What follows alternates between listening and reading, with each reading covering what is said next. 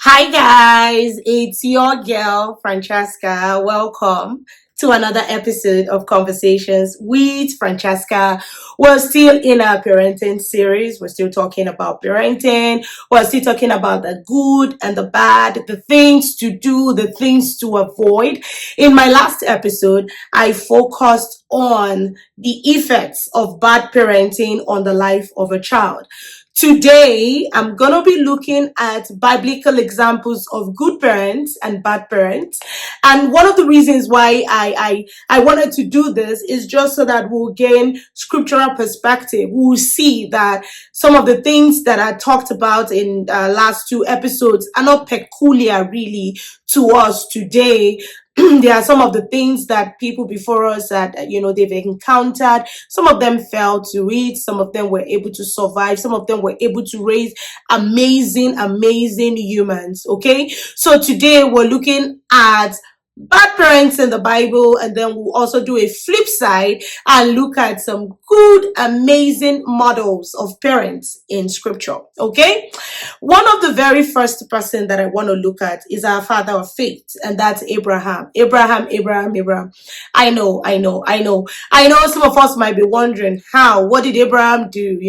Abraham was the father of Isaac. He did an amazing job. The Lord recommended him in terms of, I know Abraham, I know that he will command his children after me. Basically, God was saying that I know what Abraham can do. I know how Abraham will be able to raise spectacular and amazing children. Okay? But still in the life of Abraham, we see what Abraham did in terms of Hagar and Ishmael. And I'm not focusing on the Hagar aspect of it. I'm focusing on Ishmael. I'm focusing on Ishmael. Ishmael, like I sometimes would like to call him. And one of the things that Abraham did in terms of that boy is abandonment. Okay? So this is your child.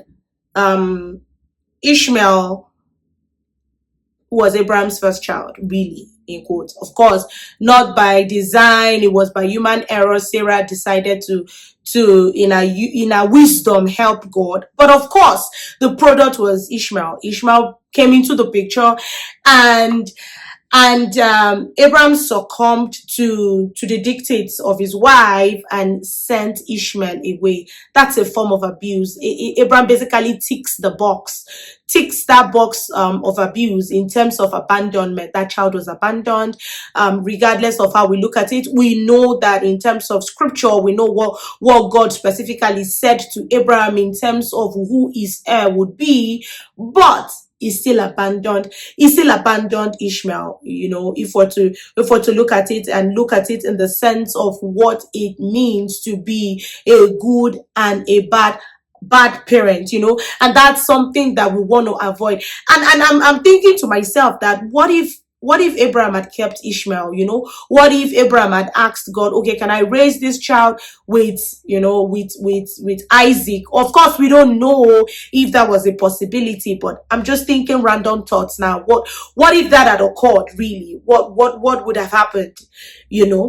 Another person in the Bible that checks the box for bad parenting is Isaac and Rebecca. And so these ones had favorites in terms of their two children. And it's amazing because they had two children. Isaac preferred Esau. Rebecca preferred Jacob. And we see how this preference basically caused a lot of rivalry between the two. In fact, caused a lot of rivalry between the two boys. In fact, one of the things that would have happened between those two boys would probably have been murder. One person would have probably killed the other person, and I'm talking Esau here. Esau would probably have murdered Jacob, because I'm looking at their lifestyle and I'm looking at how their parents raised them. So this one knows that I'm favored by dad, and the other one knows that I'm favored by mom, and that's one thing that we want to avoid as parents. And I've heard it being said that sometimes it's difficult not to pick favorites. However, even if you as a parent have a favorite in your mind, let's say that one of your kids usually check all the boxes, they're amazing, they do this, they do XYZ, it is important that you're careful not to show to them that you are mommy's favorite or you are daddy's favorite. It's important that you treat both of them to the best of your ability, like equals. Treat them the same.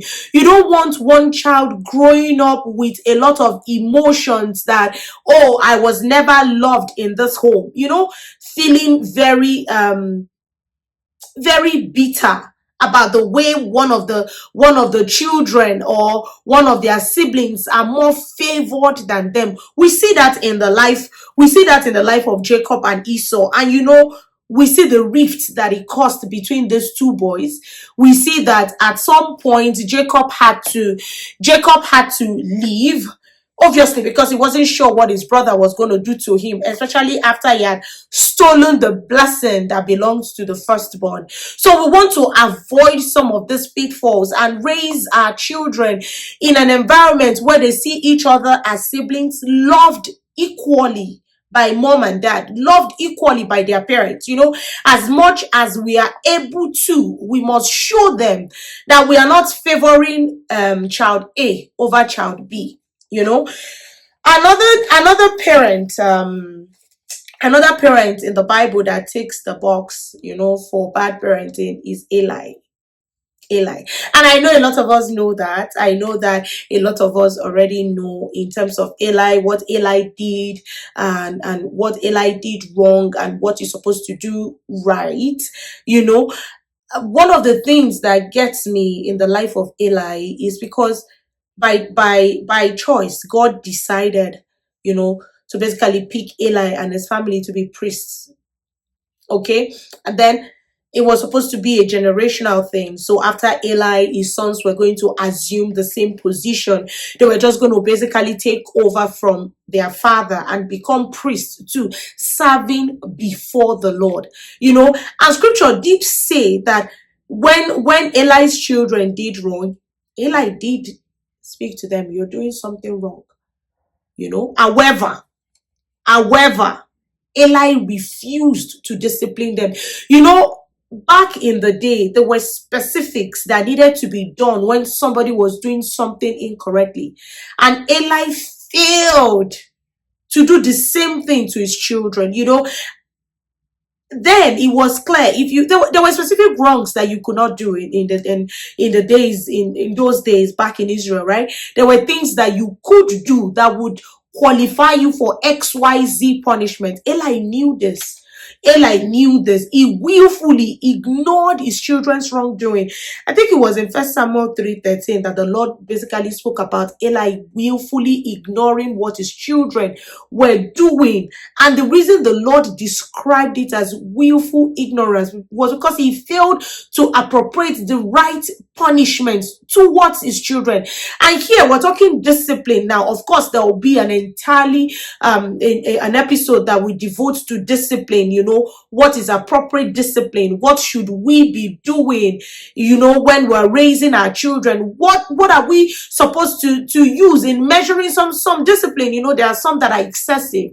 There are some that are not even enough. So we must know what is appropriate for a particular offense. What should my child do that will require some spanking? What should my child do that will require another form of discipline? This is something that we must be able to figure out as parents and be able to appropriate the right punishment for each offense. Now, in terms of Eli, okay, Eli knew what his children were doing, what his two boys were doing. He knew exactly that they were definitely being disobedient to the ways of the Lord. They were showing contempt to the offerings being brought by the children of Israel, and he did nothing about it. He did absolutely nothing. Of course, he spoke to them, but he did not take steps to discipline them appropriately. And that costed Eli. The children of Israel suffered defeat in the hands of the Philistines. The ark of God was stolen. We know the story. And of course, Eli heard, he broke his neck and died. And the two boys as well died. And the priesthood was taken away from their family and handed over to Samuel. Now I'm looking at the life of Samuel. Samuel too exemplified some form of bad parenting. Having seen what the children of Eli did, Samuel's sons told the same lie. And then I began to ask myself, was it something that he saw in the way Eli raised his children that he also picked up as maybe a habit, and decided that, oh, maybe this is the right way to do it? He did not think about the consequences, what happened to Eli and his sons, and decide that, okay, I need to be able to figure this out appropriately. How can I do this? What do I need to change? What do I need to correct? Okay, let's look at another person in the Bible that exemplified bad parenting, and that person is somebody that we all love. I love him. I love reading about him, and that's King David. Okay, and when I think about David, and I think about what he did in terms of what Ammon did to Tamar, and David's response, I see that David basically raised his sons to hate each other. I'm almost tempted to say that David was almost responsible for Absalom's execution of Ammon. Now, Ammon, of course, the three of them are children of David, children of King David: Ammon, Absalom, and Tamar. Ammon suddenly had an inordinate desire for his sister Tamar, and decides to tell his dad, oh, tell my sister to bring this special meal that I like, deceit, of course. Tell her to bring it and feed it to me by her hand, that way I'll feel better. He obviously pretended to be sick. And David agreed, and there we go. Tamar took the food to her brother, assuming that, oh, my brother is so sick. This is what will help him feel better. And after serving the brother this food, he basically raped her. And rather than their dad stepping in to scold Ammon, appropriate, the right punishment, David just left it. And of course, Absalom felt very pained and decided to take the laws into his hands, and ordered, planned, and executed his own brother Ammon. Executed his own brother Ammon. And I'm wondering, what if their dad has taken steps to correct what Ammon did? What if he took steps, to discipline him appropriately? What you did was wrong. What kind of punishment is deserving of this wrong that you have done? Met it out to him. But no, their dad decided to, it's okay, I've already scolded him and that's enough. No, you must be able to punish a child appropriately for the wrong that they have done.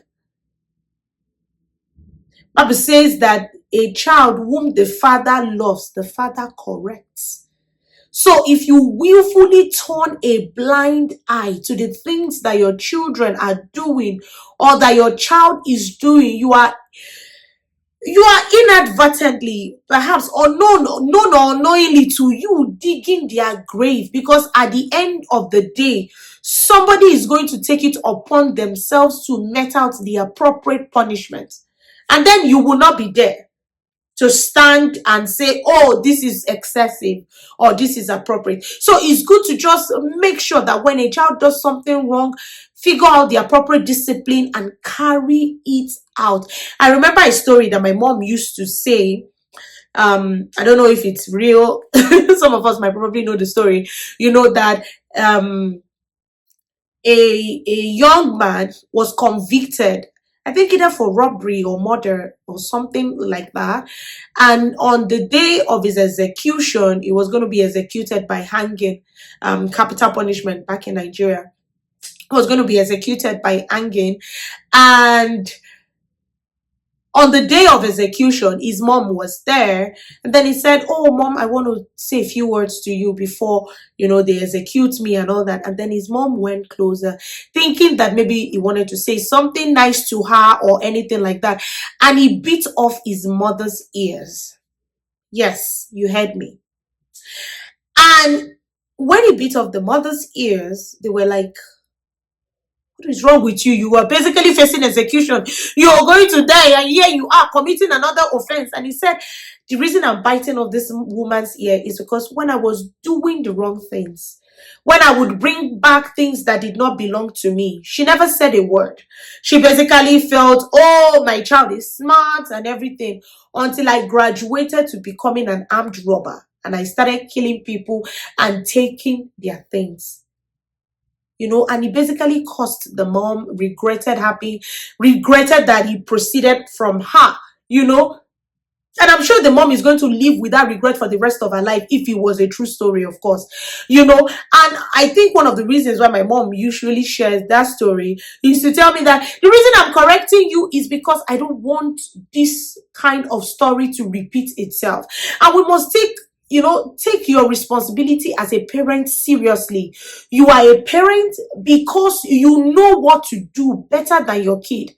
You know what to do better than that child. Okay, so if you are the parent, you are required to really be the parent. You're not to undo anything with if your child does something wrong.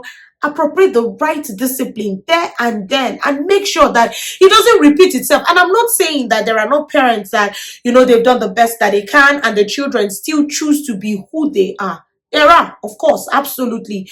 But our responsibility as parents is to make sure, okay, that we are able to tell them, this is what you're doing that is wrong. This is what you need to be doing correctly. Appropriate the right punishment. Appropriate the right punishment to your child. Let's look at Samson's parents, Manoah and his wife. And I'm looking at Samson's parents in two areas. I'm going to talk about their good side, but one area that I see and why I place them in among the groupings of bad parents is the fact that they allowed him to have anything that he desired. Anything. So I'm in love with this person. This is a Philistine. Get her for me. An inordinate desire that they allowed to fester that eventually led to Samson's destruction. While we know that a bit of Samson's life was probably shaped and planned by God, and maybe it was to destroy the Philistine, we do know that Samson did not need to have the kind of lifestyle that he had to be able to met out the punishment, okay, to that the Lord wanted to met out to the Philistines. God would do that without needing us to. In fact, I one of the things that I always say is that God doesn't need your help to carry out his plan. If he's going to use you, we'll figure it out. You don't have to live a funny kind of lifestyle to help God actualize his plan. Okay, and so that's an area that I see in their lives that made me group them under some of those kind of bad parents. Of course, Samson is an adult, so some of the choices he made willfully. But I also believe that is a function of how he was raised. Perhaps if his parents has raised him or taught him this is what you need to be doing, he might have made better decisions. But we don't know that, right? Then let's talk about Herod and Herodias. Of course, hallmark of bad parenting in Herodias. Basically asked her daughter Salome to request for the head of John the Baptist. How much worse can it get? Basically encouraging your daughter to commit murder. Not by her hand, really, or making the request that brought the head of a man on a platter. And that's to tell us of how great an influence we are in the lives of our children. We can influence them positively, we can influence them negatively. It's important that we pay attention to the kind of influence that we are in the lives of our children. Let's look at the celebrated, famous, good parents of the Bible. And my all-time favorite is the parents of Jesus, Joseph and Mary. Hallmarks of exceptional parenting. The Lord told them, this is what you should do. They got up and they did it. The Lord told Joseph, this is what you need to do. They got up and did it. The Lord told Mary, this is what I need you to do. They got up and did it. And I'm thinking to myself, no wonder God chose them as parents to our Savior Jesus, because they are, if you were someone else that was not sensitive to the leading of God, obedient to what God says, who knows what will be our fate in terms of salvation today. All marks of good parenting. Parenting that has ability to shape the next generation. Okay, we must be that parent. We must preserve ourselves to be that parent. Be able to do all that is required of us as parents. Okay, another person that I see that is an exceptional mother is Hannah, Samuel's mom. Okay, she prayed for this child. She told the Lord that I'm going to give this child back to you. And she did exactly that. Samuel was raised in the way of the Lord, basically groomed to be a priest. And he became one of the, famous priests in Israel. Somebody exceptionally used by God. Ability to shape future generation. What about Lois and Eunice, Timothy's mother and grandmother? We see the way Paul alluded to Timothy. We see the way he spoke highly of Timothy, the kind of exceptional character that Timothy had. And then you begin to wonder to yourself, what kind of parent did Timothy have? Who are they? And then we see the mother and the grandmother, Lois and Eunice. Exceptional. They raised him well. He was such a good boy that Paul could brag about him. What about Moses? Jochebed, Moses' mother. One of the things that I think about when I read about the story of Moses, I'm asking myself, what exactly did Jochebed teach Moses such that he was raised in the house of Pharaoh? Yet he took sides. He took sides with the Israelites. This was somebody that was raised in wealth. I do not have an understanding of what you people are facing anyway. You people are just slaves in Egypt. Who am I? I live a completely different life. I am not in the same category. Yet, Jochebed raised Moses in such a way that he could pick a stand for God. He knew exactly who he is, who he was. Even while he was in the house of Pharaoh, he knew that I am different. I am not an Egyptian. I am different. I'm an Israelite. This is who I am. He knew who he was from such an early age, and he could identify with his people. So we ask ourselves, what exactly did Jochebed tell Moses? What exactly are you telling your child? What exactly are you teaching those children today? What are you doing differently, or what should you be doing differently? I think a large chunk of the biblical references that I've made today spoke to discipline, spoke to favoritism when raising your children. Who are you favoring? Are you picking child A over child B? What are you doing in terms of raising these children? How are you raising them appropriately to be exactly what God has said that they would be?